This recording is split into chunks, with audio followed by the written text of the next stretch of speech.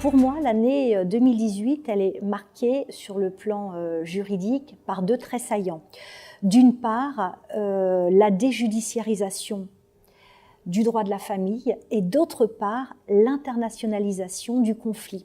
Alors, la déjudiciarisation du droit de la famille, elle s'est marquée comment ? Tout d'abord par l'instauration dans notre droit du divorce par consentement mutuel, par acte d'avocat déposé au rang des minutes d'un notaire. C'est-à-dire que le consentement mutuel maintenant, sauf cas particulier de demande à être entendu par l'enfant mineur, se passe chez les avocats et le notaire rend exécutoire la convention de divorce.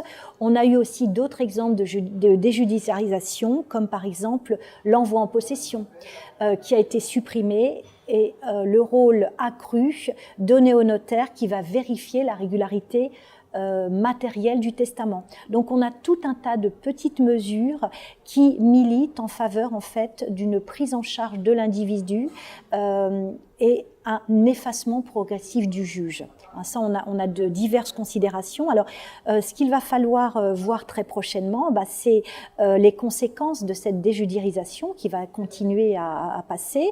On va bientôt avoir vraisemblablement une réforme du changement de régime matrimonial, puisque va être supprimé le délai de 2 ans nécessaire pour pouvoir modifier son régime matrimonial. Donc ça, c'est une modification attendue en droit de la famille. Ça, c'était pour tout ce qui est déjudiciarisation. Et puis, en matière de droit international privé, puisque la plupart de nos dossiers maintenant comportent ce qu'on appelle un élément d'extranéité, on a eu pas mal de jurisprudence sur les successions internationales, avec la Cour de cassation qui est venue dire le 27 septembre 2017 que la réserve n'était pas d'ordre public international français, mais que c'était d'ordre public interne.